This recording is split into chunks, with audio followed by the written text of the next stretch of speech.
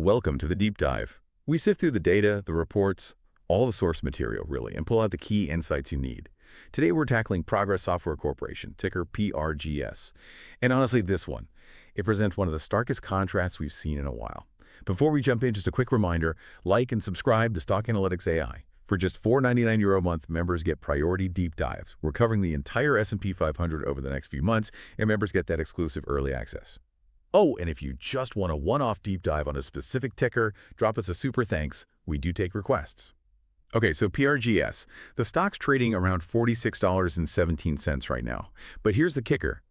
Our models, based on intrinsic value, suggest it could be worth somewhere between $70 and $92 a share. That's a huge gap. I mean, a potential $24 to $46 difference per share. It's massive. Exactly. So our mission today is to figure out why. Why this disconnect? Is Progress Software, this overlooked cash-generating machine? Or is this whole acquisition strategy maybe a bit riskier than it looks, kind of financial house of cards? We're diving right into that core conflict. The stock research protocol we ran on PRGS basically lays out two completely different stories. You've got the bull case, all about the cash flow, super strong, very consistent, and then the bear case, focused entirely on the balance sheet risk, the high debt. Okay, so let's start unpacking that. Where does the money actually come from? Let's begin with Chapter 1, Business Analysis. Right, so Progress Software. It's structured quite uniquely for a public tech company. Their main approach, what they call the total growth strategy, it feels less like a typical software firm and honestly more like a private equity operation. A private equity model, how so? Well, they act as a strategic consolidator, a roll-up.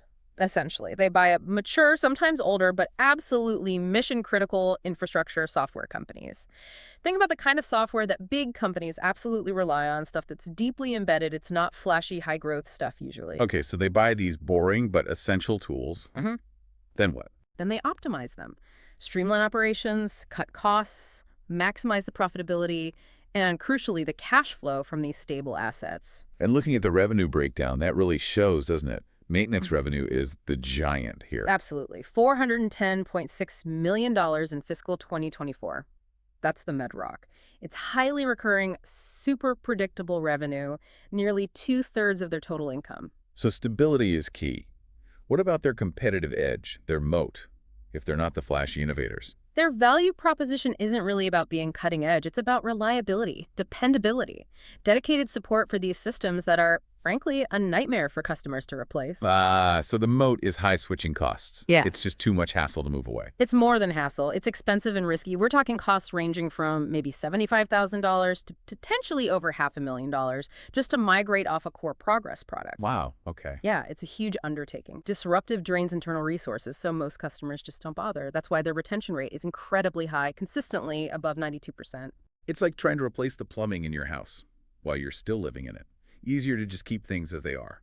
That's a good analogy. And they're smart about protecting that moat, too. They're actually integrating things like generative AI and ROG into their older platforms, like OpenEdge. But not to compete with, like, the big AI land. No. It's defensive. It's about giving their existing customers fewer reasons to even think about undertaking that risky, expensive migration to a competitor who might offer newer features.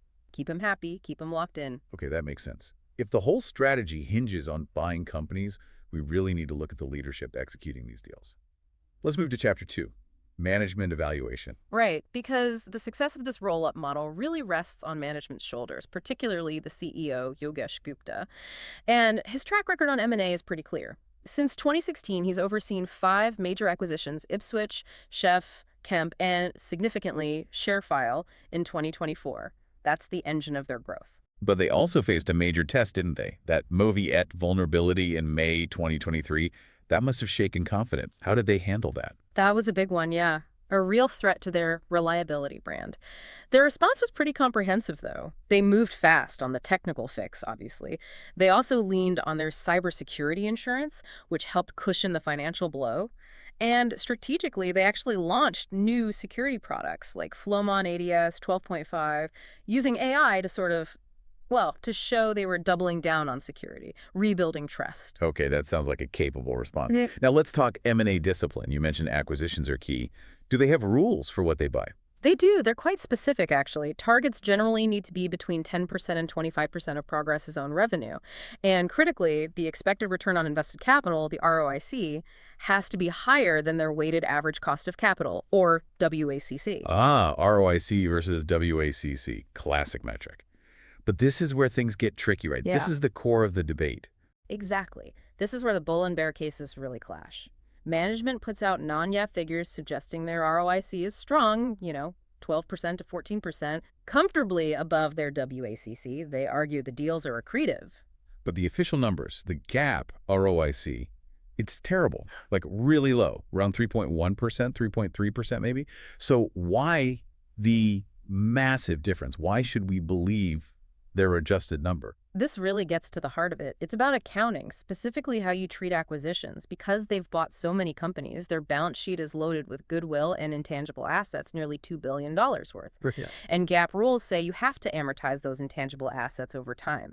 This creates huge non-cash expenses on the income statement, dragging down the reported GAAP earnings and thus the GAAP ROIC. So management says, ignore that, it's just accounting noise, look at the cash flow. Pretty much. They argue the cash flow is real, that amortization charge isn't cash leaving the building today. It reflects the value creation. But couldn't the bears argue that the low GAAP ROIC is actually the real story? That it shows they perhaps overpaid for those acquisitions? That the return on the actual capital invested is poor? That's precisely the bear argument. It's an indictment, potentially, of their pricing discipline on past deals. Did they pay too much premium? The low GAAP ROIC suggests maybe they did. So it boils down to trust. Do you trust the cash flow story or the GAAP story about the return on those big purchase prices? That's the dilemma for investors. Which narrative reflects economic reality better? Okay, that perfectly sets up our next section. Let's look at the numbers directly in Chapter 3, Financial Analysis. Right. So growth first. Revenue hedge R looks good, about 15% from fiscal 21 to the midpoint forecast for 25. But again, we have to remember this is heavily acquisition fueled. The ShareFile deal alone boosted TTM revenue by over 31% year over year. And the profitability. Does it mirror that GAAP versus non-GAAP divide we just talked about? Absolutely. Gross margin is healthy, almost 71%. That's typical for sticky software, good pricing power. But then you hit the operating margin. GAAP operating margin is only about 18.5%. Decent, but nowhere near management's non-GAAP target, which is up in the 38% to 39% range. Huge difference again. So the bull case really has to hang its hat on cash flow then. Entirely. Free cash flow, FCF, is the core thesis. It's strong, projected to grow at a solid 12% CAGR through 2025. And this FCF is what pays for everything, paying down debt, funding the dividend they consistently pay, and buying back shares. Okay, strong cash flow. But we can't ignore the other side of the balance sheet. There were some red flags, weren't there? Stability concerns. Yes, definitely. The debt-to-equity ratio is high, quite high actually, at 2.97. That's significant leverage. And wasn't there something even more alarming in the short-term liquidity? Yes, the current ratio. This is probably the biggest single red flag number. It's only 0.44. 0.44. What does that mean in plain English? It means their short-term assets like cash, accounts receivable, things they expect to convert to cash, soon cover less than half of their short-term liabilities, debts, and payments due within a year. Wow.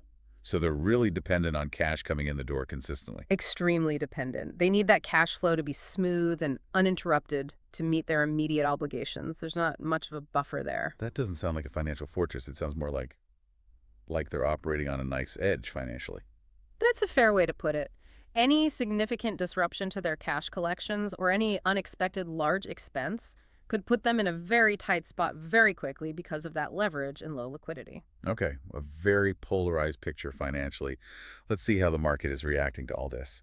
Time for Chapter 4, Market Sentiment. Well, the Wall Street analyst consensus is technically a moderate buy. The median price target is $68.33, which does support the idea that there's significant upside compared to the current $46 price. A moderate buy, but is there actual consensus? Or is it all over the place? It's definitely not uniform. The price targets range widely, from a low of $50 to a high of $83 per hour. That spread tells you analysts themselves are divided on how to value this company. There's no strong agreement. So it really is a battleground stock. What about technical indicators? Mixed signals there too.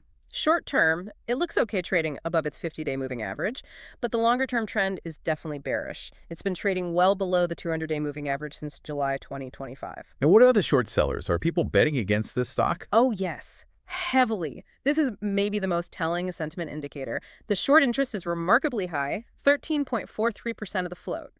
That's a significant chunk of shares being borrowed and sold short. 13%. And how long would it take them to cover, to buy back those shares? About 7.4 days based on average trading volume. So 13.43% short interest with over 7 days to cover. Wow. That indicates a really strong conviction-based bet by a significant part of the market against the sustainability of Progress's model. Okay, a lot of bears out there. Who actually owns the stock then? Let's look at Chapter 5, ownership structure. Ownership is heavily institutional. Actually, over 115% of the shares outstanding are reported as institutionally held, which suggests significant short interest is included in those counts. The big holders are the usual passive giants, BlackRock, Vanguard, etc. Standard stuff for many public companies. Yeah. What about insiders? Are they buying or selling? This is where it gets really interesting again. We see a split decision amongst the insiders, a real conflict. A conflict. How so? On the one hand, you have a bullish signal from the very top. The CEO, Yogesh Gupta, the architect of the strategy, made open market purchases. He bought 2,100 shares back in July 2025. That typically signals strong personal confidence. Okay, CEO buying is usually good. What's the other side? The other side is the operational C-suite. The CFO, Anthony Folger, and some other key executives, they've been consistently selling shares. The selling. While the CEO is buying. Yes. Now, some of this selling might be through prearranged 10b5-1 trading plans, which are set up in advance. But still, the optics aren't great. The CFO selling while the CEO is buying sends a very mixed message. Definitely. What could that divergence mean? Well, you could interpret it a few ways. Maybe the CEO is focused on the long-term M&A vision and truly believes it's undervalued. Perhaps the operational executives, like the CFO, are more focused on the near-term challenges, managing that high debt, the low liquidity, and are choosing to diversify or take some risk off the table. It certainly raises questions about internal alignment on the risk-reward balance. Fascinating split. Okay, let's bring all these risks together now in Chapter 6, risk assessment. We know the internal weaknesses, the leverage, the M&A dependency, the low gap returns. What about external threats, macroeconomic factors? This is probably the most critical area for the bear case right now. The single biggest external threat, without a doubt, is interest rates. Because all their growth is funded by debt. Exactly. They're sitting on $1.42 billion in debt. When interest rates go up, their interest expense goes up, directly eating into that precious free cash flow everyone is banking on. And maybe even more importantly, higher rates increase their WACC, their cost of capital. Right, and you said their M&A rule is ROIC must exceed WACC? Precisely. If WACC climbs significantly because of higher interest rates, it becomes much, much harder for management to find acquisition targets that meet their profitability threshold. It could basically jam the gears of their entire M&A engine, the primary driver of their growth. High rates are a direct threat to their core strategy. So higher rates could stall the whole machine. Are there other macro risks? What about those tariffs mentioned in the source material, the 2025 U.S. tariffs? Yeah, that's more of an indirect threat, but still relevant. Tariffs don't directly hit software, of course, but the expectation is they could slow down global IT spending overall. If Progress's customers start feeling economic pressure and scrutinize their budgets more closely, they might become more sensitive to pricing. That could make Progress's model, which relies on high retention, partly due to high switching costs, not necessarily low prices, a bit more challenging to maintain. Belt tightening could increase churn risks slightly. Okay, so interest rates are the big hammer. Tariffs may be a smaller indirect pressure. We've covered a lot of ground. Let's try to bring it all together in Chapter 7. Conclusion. Synthesize these two narratives. Okay, so the bull case narrative is built on solid foundations. That durable competitive moat from high switching costs, the highly predictable recurring revenue from maintenance contracts, and most importantly, strong free cash flow generation. And from a valuation perspective, the bulls point to metrics that look incredibly cheap. A price-to-cash flow ratio around 9.9x, a forward PE maybe as low as 8.4x, looks like a bargain based on cash. That's the bull story, compelling in its own way. Now, the bear case. The bear case zooms in on the financial fragility, the high debt-to-equity of nearly 3.0, that alarmingly low current ratio of 0.44, indicating weak short-term liquidity, the poor gap ROIC, questioning the value created from past deals, And of course, the massive external threat from interest rates potentially crippling their debt-fueled M&A strategy. It paints a picture of a company potentially over-leveraged and vulnerable. And our own analysis confirms that valuation gap is real. We estimated intrinsic value between $70 and $92 per share versus today's price around $46. The market is clearly pricing in a lot of that bear case risk right now. So, at the end of the day, what does this mean for you listening to this? It really seems to boil down to a question of belief, doesn't it? It does. Do you trust management's non-GAAP, cash flow focused story? Do you believe in their ability to keep executing the M&A strategy even in a tougher environment? Or do you look at that leveraged balance sheet, the weak gap returns, the high short interest, and conclude the risks are just too high, but the market has it right? That's the core decision an investor has to make here. Okay, so here's a final thought to leave you with as you consider all this. We have that very high short interest, over 13%, betting against the stock. We also have that huge potential valuation upside based on cash flow models. Which outcome feels more plausible in the near future? A massive short squeeze triggered by continued strong cash flow that proves the bears wrong? Or could those high interest rates eventually force a tough decision, maybe even a dividend cut, because servicing that $1.42 billion in debt becomes too burdensome? Something to think about. All right, that wraps up our deep dive on Progress Software. Remember to like and subscribe to Stock Analytics AI. For $4.99 a month, members get priority access to deep dives like this one, covering all S&P 500 stocks soon. And super thanks are always appreciated for one-off requests. And just the necessary reminder, this analysis was generated by an AI system based on the source materials provided purely for educational purposes. It is absolutely not financial advice. Always conduct your own thorough research and consult with a qualified financial advisor before making any investment decisions.